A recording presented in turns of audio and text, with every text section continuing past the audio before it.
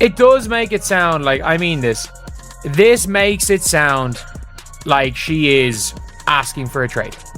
What happens when a major sneaker brand invests millions in a player who struggles to make even the simplest shots? Reebok believed Angel Reese would be the ideal star to lead their basketball comeback campaign, envisioning her as the face of their brand. However, her 31.5% layup success rate paints a very different picture, raising serious doubts about whether she can live up to those high expectations on the court. But, and then there's a big gap between Elizabeth Williams in third. But we have now seen the Chicago Sky win a game. However, they did beat the Washington Mystics a couple of days ago. And there is something that came out of that she either asked for a trade or demanded a trade. However, if you guys didn't see it, the end of it was like, obviously it was something like that. Angel Reese, heavy on the PS. Stay tuned, because when you look at the stats, the media backlash, and the impact on the brand, this deal could easily go down as one of the most regrettable in WNBA history. Picture investing millions of dollars with the expectation of endless highlight reels, only to have the internet erupt with compilations of mistakes and blunders instead. The gap between expectations and reality couldn't be more glaring. So the Chicago Sky are an absolute, disaster right now. They're an absolute disaster. They actually won their last game, but I've said it tons of times that I fully believe that Ariel Atkins is their best player. I think Angel Reese is their second best player. I think it's a very clear hierarchy where it is Ariel Atkins 1, Angel Reese 2. In fairness, they won their last game, which is something for Chicago Sky fans. You've won a game. It's clear the main catalyst. You're clearly going to be at your best when both Angel Reese. This is exactly the nightmare scenario Reebok found themselves in. They didn't just bring Angel Reese on board for a short-term promotional push. They went all in, planning to build their entire basketball revival campaign around her. Even Shaquille O'Neal publicly endorsed the move, giving it a level of hype few partnerships ever achieve. This wasn't a subtle collaboration. They had a signature shoe already marked for a 2026 release, fully expecting Angel to carry the brand across both performance and lifestyle markets. On paper, the strategy seemed flawless. Reebok's vision was clear from the beginning. Angel wasn't just a basketball player. She was a full-fledged personality.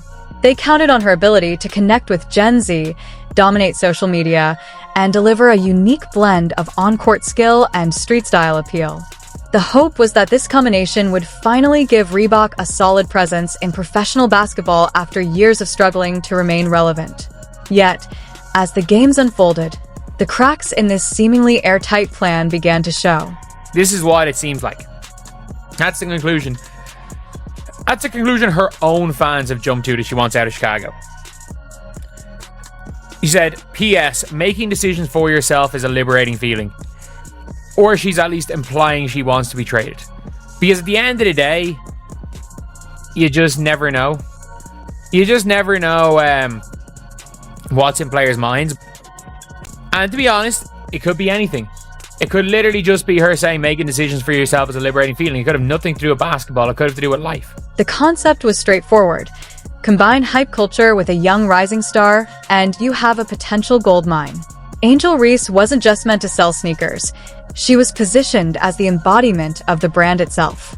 Reebok wanted fans to follow her style off the court just as closely as they tracked her statistics on it. But there's a major catch. Endorsements aren't built on charisma alone. At their core, they rely on performance. People buy the shoe because it symbolizes dominance, excellence, and consistency. And from almost the very beginning, Angel's on-court performance didn't align with the superstar image she was being marketed as. The gap between the narrative Reebok created and the reality on the court was growing impossible to ignore. It could have to do with life, but it does. A lot of people are making the point that it sounds like she wants out of Chicago. And look, I wouldn't blame her. You don't fake back injuries, running from the grind, man. Look, I wouldn't even give a damn if Caitlin Clark wanted out of Indiana. There are competent franchises and there are incompetent franchises, and Chicago's got the most incompetent of incompetent franchises. I wouldn't blame her for wanting out of Chicago. we're being honest. Maybe more reason why she's out right now might be secretly shopping her. They're not secretly shopping her. You don't fake back injuries. The stats leave no room for sugarcoating. Angel Reese has been converting just 31.5% of her layups. Yes, layups. For a 6 feet 3 inches athlete who spends much of her time in the paint, that number is impossible to ignore. Her overall field goal percentage sits at 44.4%, with most of those makes coming from short-range shots. For someone in her position, she should be scoring at a far higher rate. Her long-range game hasn't helped either. She's attempted only a single three-pointer in this stretch and missed it. When you break down the footage, it becomes even harsher. Against the New York Liberty, there's a sequence that has gone viral online showing multiple missed putbacks in just 12 seconds, each one seemingly worse than the last.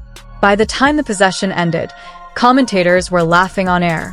Not the kind of easy, lighthearted laugh, but the uncomfortable chuckle that comes when the gap between expectations and reality is painfully obvious. Another clip shows her struggling to get her shot off cleanly, further fueling the narrative that the hype around her might have outpaced her performance. When we're saying we're the most talented, dominant young core to heavy on the PS in less than a month, I mean, yeah, it was dumb that she said that. It was dumb that she implied that her and Camilla. She's so corny. I hope the Sky trader, she pulled the pity face last game so her gullible fans could push to free her narrative. I think the front office and the near future Sky, the Sky have no future. The Sky messed up bad. Players should be able to request a trade even if they on a rookie contract. Nobody wants to play for Chicago. We break it after year 3. Welcome to New York. Or if she's just supporting her friend's decisions, yeah, it doesn't sound like that. She even got blocked twice in the same quarter by players who were several inches shorter than her. These aren't just isolated mistakes. They start shaping how the public perceives a player. For Angel Reese, the plays that go viral have unfortunately been the wrong kind. Instead of dominating post moves or clutch game-winning moments, it's the missed layups, awkward finishes, and opponents' reactions that are getting all the attention. Social media has, unsurprisingly, amplified every misstep. Memes, side-by-side comparisons, and slow-motion edits highlighting each awkward sequence have spread widely. In the space where she was supposed to elevate Reebok's visibility with skill and flair, she's trending for all the wrong reasons. The impact goes far beyond one night's box score. For a brand betting on a signature shoe, momentum matters. The stories, highlights, and clips that make fans want to join the athlete's journey are crucial. Right now, those watching aren't thinking about buying into her future. They're questioning it. The future of the Chicago Sky and all this other stuff, and is the future around Angel Reese, is the future around Camilla? Man, they have no future. They don't have their draft pick. They don't have the rights to the draft pick. They don't have a sorry, they do. They have the Sun draft pick. Instead of generating excitement, people are now asking questions about her present performance. That 6 feet 3 inches frame, which should be an unstoppable force in the paint, often reads more like wasted potential when her finishes fail to materialize. Numbers like these clash directly with the superstar image Reebok sold to the public, making their marketing message feel hollow. Even casual viewers outside the diehard fanbase are learning about Angel not through game-winning plays or highlight reels, but through blooper clips endlessly circulated on sports pages and social media. The tone in announcers' voices, mocking rather than admiring, only reinforces the gap between expectation and reality. This is precisely the opposite of what Reebok had hoped for with the signature shoe. The hype cycle has already been dented, even before the first prototype has hit the market. Ironically, the deal was meant to bring Reebok back into the basketball conversation as a performance-driven brand, but instead, discussions around Angel have centered on whether she can even live up to the role she was cast in.